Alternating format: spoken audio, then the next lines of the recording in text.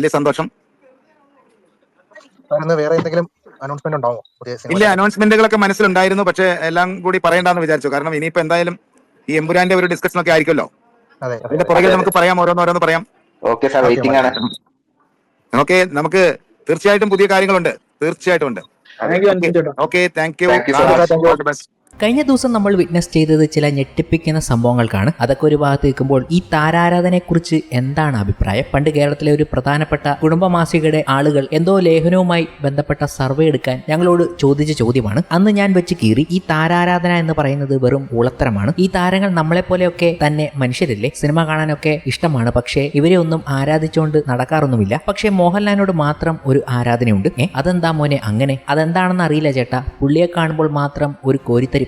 സ്ക്രീനിൽ തോളും ചരിച്ച് പുള്ളി ഇങ്ങനെ വന്നു നിൽക്കുമ്പോൾ അറിയാതെ ഒരു ആരാധന തോന്നിപ്പോകുന്നു. ആ ഒരു കാര്യം മാറ്റിവെച്ചാൽ ഈ താരാരാധന ഒന്നും ഞങ്ങൾക്കില്ല. അന്നും ഇന്നും ആ കോരിത്തെരിപ്പിന് ഒരു കുറവുമില്ല. അത് എമ്പുരാന്റെ ടീസർ വന്നപ്പോൾ വീണ്ടും ഒന്ന് ഓർത്തെടുത്തിരിക്കുകയാണ്. വളരെ പ്രതീക്ഷയോടെയും ടെൻഷനോടെയും തന്നെയാണ് കഴിഞ്ഞ ദിവസം വൈകുന്നേരം 7 മണി കടന്നുപോയത്. L2വിന്റെ ആദ്യത്തെ ഔട്ട് പ്രേക്ഷയിലേക്ക് എത്തുന്ന സമയം സിനിമയെക്കുറിച്ചുള്ള മുഴുവൻ പ്രതീക്ഷകളും ഇല്ലാതാക്കാൻ പോലും ചിലപ്പോൾ ടീസർ ഓർ ട്രെയിലർ റിലീസിന് കഴിയാറുണ്ട്. ഒന്ന് പാളിയാൽ കടിച്ചു വലിക്കാൻ ഒരുങ്ങി നിൽക്കുന്ന ചെന്നായക്കൂട്ടം ഒരു വശത്ത് വേറെ. പക്ഷേ 2.23 മിനിറ്റുള്ള ടീസർ കാണിച്ച് പൃഥ്വി അക്ഷരാർത്ഥത്തിൽ മോളിവുഡിനെ ഞെട്ടിച്ചു. ഇത്രയും ഗ്രാൻഡ് ആയിട്ടുള്ള ഫ്രെയിംസ്, ഇന്റർനാഷണൽ ലൊക്കേഷൻസ്, വെപ്പൺസ് തുടങ്ങി BGM വരെ പക്കാ ഫ്രഷ്നസും ഹൈ സ്റ്റാൻഡേർഡുമാണ്. ലാലേട്ടൻ ആരാധകർക്ക് ശരിക്കും പ്രതീക്ഷിച്ചതിന് മുകളിൽ കിട്ടിയ ഫീൽ. കുറ്റങ്ങൾ പറഞ്ഞുകൊണ്ട് ചിലരൊക്കെ എത്തിയെങ്കിലും അതൊന്നും ഏക്കാതെ ആയിപ്പോയി എന്നതാണ് കഴിഞ്ഞ ദിവസം കാണാനായതു. കഴിഞ്ഞ പതിറ്റാണ്ട് മുതൽ നോക്കിയാൽ പോലും കാസനോവൽ തുടങ്ങിയ വാലുവൻ വരെ എത്തി നിൽക്കുന്ന ഹൈപ്ഡായും ഫെയിൽഡ് കൂട്ടത്തിലേക്ക് പോകില്ല എന്നുറപ്പിച്ച ടീസറാണ് പൃഥ്വി നൽകിയത്. മാർച്ച് 27 എന്നത്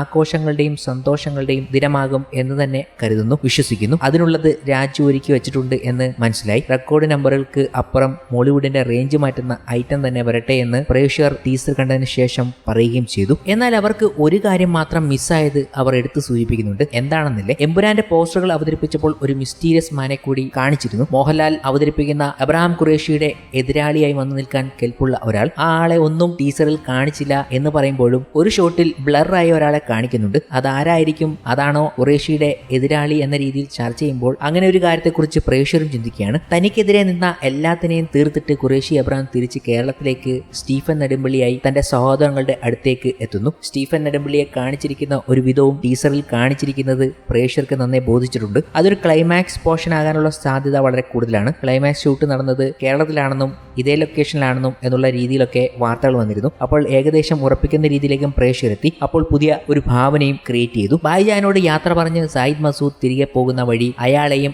അയാളുടെ ബിഗ്ഗസ്റ്റ് ഹിറ്റ് ടീമിനെയും കാത്തൊരു വലിയ ഗ്യാങ് തന്നെ ഇറാഖിൽ നിൽപ്പുണ്ടായിരുന്നു. ഏതാനും മണിക്കൂറുകൾക്കുള്ളിൽ സ്റ്റീഫൻ ഒരു കോൾ വരുന്നു. ഫോണിന്റെ അങ്ങേ തലയ്ക്കൽ പരിചിതമായ ഒരു ശബ്ദം. അയാൾ സായിദിനെ ബന്ദിയാക്കി വെച്ചിരിക്കുകയാണ്. സായിദിന്റെ ഗ്യാങ്ങിലെ ആരും തന്നെ ബാക്കിയില്ല. തലയുമുടലും പലരുടെയും വേർപെട്ട് കിടക്കുന്നു. ഭയമില്ലാതെ സായിദിന്റെ കണ്ണിൽ ഭയം തളം കെട്ടി നിൽക്കുന്നു. ഖുറേഷി AKA സ്റ്റീഫൻ, PKRന്റെ കുടുംബത്തെ സുരക്ഷിതമാക്കാനുള്ള നിന്റെ തത്രപ്പാടിനിടയിൽ നിന്റെ ഗോഡ്ഫാദർ നിന്നെ ഏൽപ്പിച്ച അനുജനെ നീ മറന്നത് പൊറുക്കാൻ പാടില്ലാത്ത പിഴവാണ്. രാജ്യം വീഴണമെങ്കിൽ രാജാവിനെ ആദ്യം തീർക്കണം. അതേ രാജാവ് ദുർബലനാകണം എങ്കിൽ സൈന്യാധിപനെ തീർക്കണം. ശേഷം ഒരു ബുള്ളറ്റിന്റെ സൗണ്ട്. അതെ, സായിദ് മരിച്ചിരിക്കുന്നു. സ്റ്റീഫൻ ഞെട്ടൽ മാറാതെ ഇരുന്നു. തീർന്നിട്ടില്ല സ്റ്റീഫൻ, ഇപ്പോ ചാനലുകളിൽ ബ്രേക്കിംഗ് ന്യൂസ് ഓടിക്കൊണ്ടിരിക്കുകയാണ്. നീ ഇത്രയും കാലം ഒളിപ്പിച്ചു വെച്ച നിന്റെ മുഖം മൂടി അഴിഞ്ഞു വീണിരിക്കുന്നു. സ്റ്റീഫൻ തന്നെയാണ് ഖുറേഷി അബ്രഹാം എന്ന സത്യം അവർ അറിയണമല്ലോ. ഈ സത്യം അറിഞ്ഞു വെച്ചിട്ടും മൗനം നടിച്ച ജദിന്റെ രാജിക്കായി രാജ്യം തന്നെ മുറവിളി കൂട്ടും. രാജ്യവും സൈന്യവും ആയുധങ്ങളുമില്ലാതെ ഖുറേഷിയെ എനിക്ക് കാണണം. വാ, അവസാന യുദ്ധത്തിനായി